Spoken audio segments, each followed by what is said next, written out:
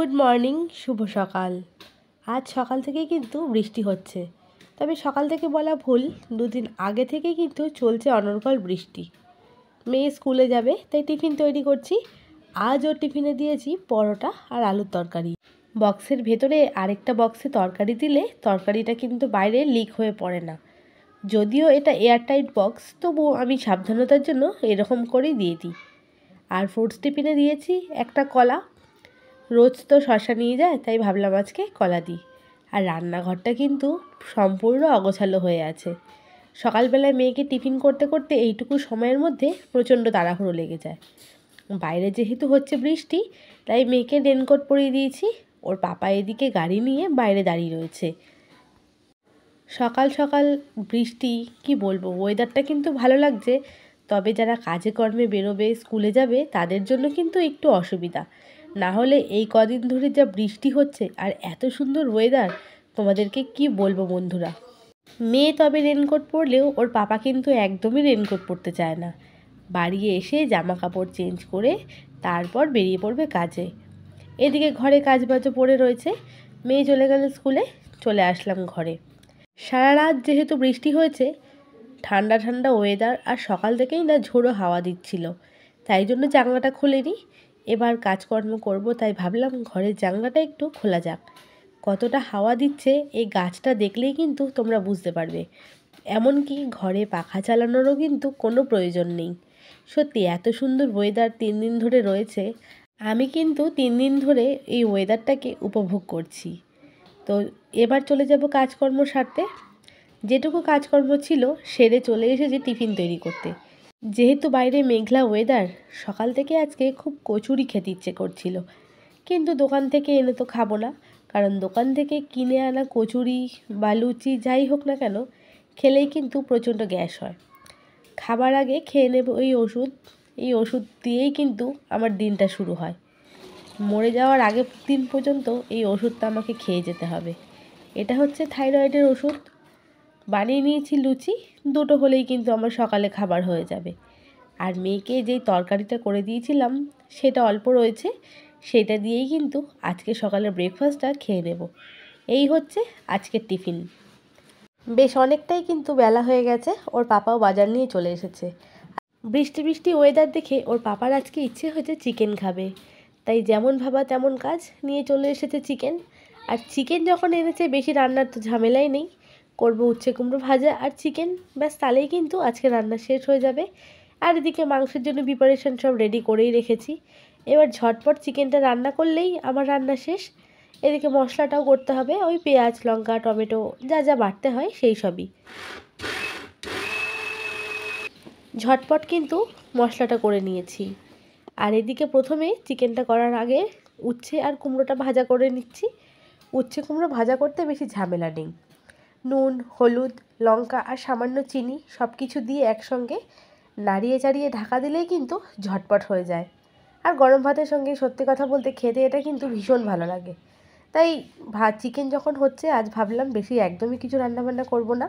Chicken হলে মেয়েও কিছু খায় না, ওর পাপাও কিছু খেতে চায় না, তাই 3-4 পদ রান্না করার তো কোনো কথাই নেই।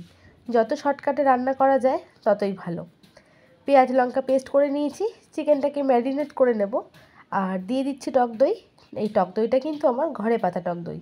যেহেতু একটু ঠান্ডা ঠান্ডা ওয়েদার রয়েছে, 2-3 দিন ধরে মেয়েরও দই খাওয়া হচ্ছে না, তাই ভাবলাম আজকে চিকেনে দিয়ে রান্না করে নিই।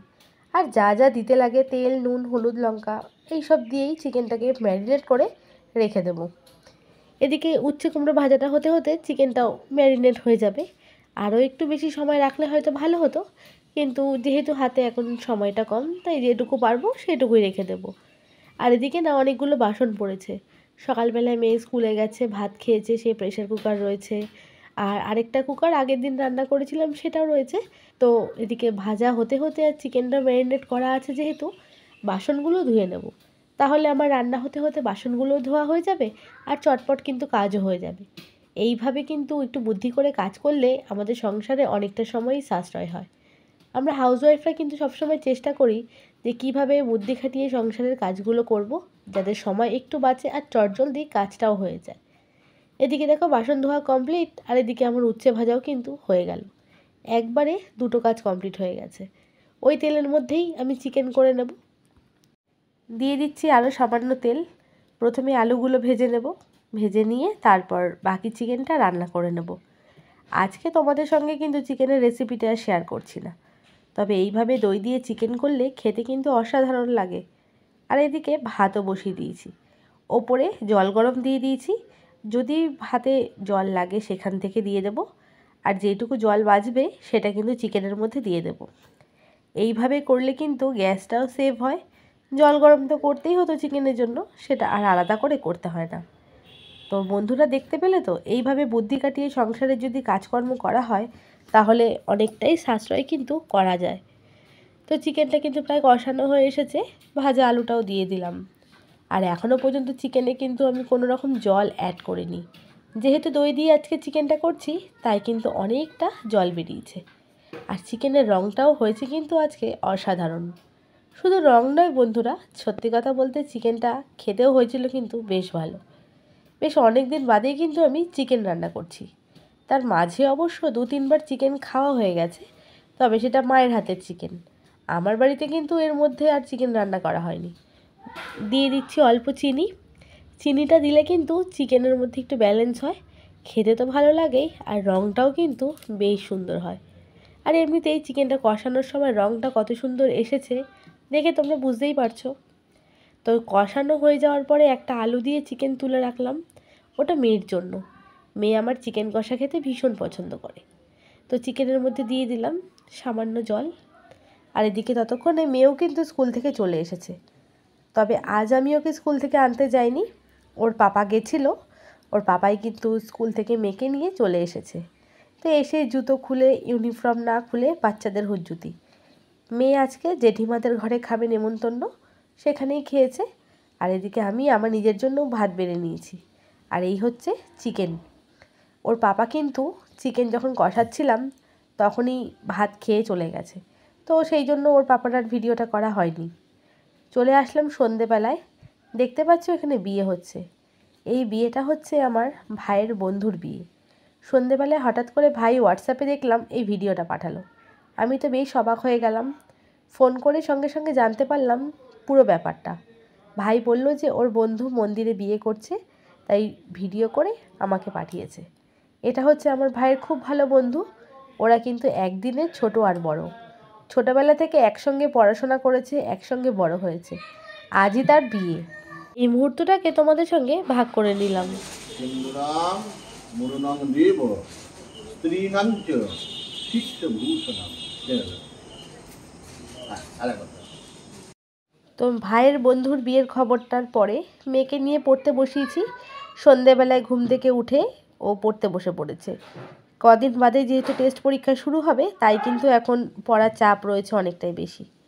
সন্ধেবেলায় মেয়ের আবদার আজকে খাবে ম্যাঙ্গো লাস্সি, তাই দইটা কিন্তু বেশ অনেকক্ষণ আগেই ফ্রিজ থেকে বার করে রেখেছিলাম। আর আম তো এখন সবসময় ঘরে থাকে, তাই আম দিয়ে ওকে বানিয়ে দেব। আজকে সন্ধেবেলায় কিন্তু এটাই ওর টিফিন। আর এই আমগুলো এতটাই মিষ্টি কি বলবো, একটা আম খেলে মনে হবে যেন তুমি 2 কি 3টে মিষ্টি একসঙ্গে খেয়েছো। তো বড় মিক্সিং জারের মধ্যে আমের যতটা পাল্প হয় একটা আমের গোটা, সেটাই দিয়ে দিচ্ছি। এর মধ্যে কিন্তু আমি চিনি অ্যাড করব না। আমগুলো বলছি না এতটাই মিষ্টি যে চিনি অ্যাড করারও কিন্তু কোনো প্রয়োজন নেই। দেব হচ্ছে সামান্য একটু বিট নুন। বিট নুন দিলে একটু নোনতা ভাব আর আমের তো মিষ্টি ভাব রয়েছেই, সেই সব মিলিয়ে কিন্তু একটা দারুণ টেস্ট। ঘরে দই বেটে রাখি, সেই দইটা দিয়েই কিন্তু আজকে করে দেব। আর এক্সট্রা কোনো জল দেব না। দইয়ের মধ্যে যে জলটা বেরিয়েছে সেই জলটা দিয়েই কিন্তু লস্যিটা হয়ে যাবে। তো চলো বানিয়ে নিই লস্যিটা। একটুখানি ঘুরিয়ে নিলেই কিন্তু রেডি হয়ে গেল একদম ঘন থকথকে লস্যি। গ্লাসটা তবে ছোট হয়ে গেছে, বড় গ্লাসটা নিলে হয়তো ভালো হতো। মেয়ে কিন্তু অনেকক্ষণ ধরে ওয়েট করছে খাওয়ার জন্য, তো ওকে দিয়ে দিয়েছি। এটা খাইয়ে দাইয়ে ওকে আরও একটু পড়তে বসাবো। এখন বাজে ঘড়িতে ওই 7:45 মতন। আমারও সন্ধেবেলায় চা ঠা কিছুই খাওয়া হয়নি। ওর পাপা যেহেতু একটু পরে ঘরে চলে আসবে, তাই ভাবলাম যে একসঙ্গেই চাটা করব আসলে।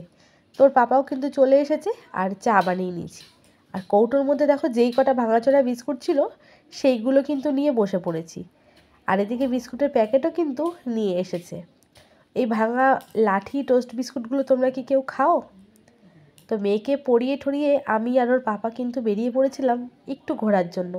রাতের বেলায় গাড়ি করে 10 মিনিট ঘুরে আসলে না মনটা বেশ ফ্রেশ লাগে। সারাদিন কাজকর্ম করার পরে রাতে একটু গাড়ি করে ঘোরা, ব্যাস এইভাবেই কিন্তু দিনটা কিভাবে যে বেরিয়ে গেল বুঝতে পারলাম না। রাস্তাঘাট কিন্তু ফাঁকা, যেহেতু এখন রাত 11টা, তাই লোকজন কিন্তু প্রায় নেই বললেই চলে। তো ঘুরে ঠুরে বাড়ি চলে এসেছি। এখন আটা মেখে রুটি করব। আটাটা অবশ্য আগে মেখে যায়নি, মেখে গেলে হয়তো ভালো হতো। তো আজকে রাতে ডিনারে আমাদের ছিল রুটি আর চিকেন। তো বন্ধুরা, সারাদিন কিন্তু আমার এইভাবেই আজকে কেটে গেল। তো আজকের ভিডিওটা শেষ করছি, দেখা হচ্ছে পরবর্তী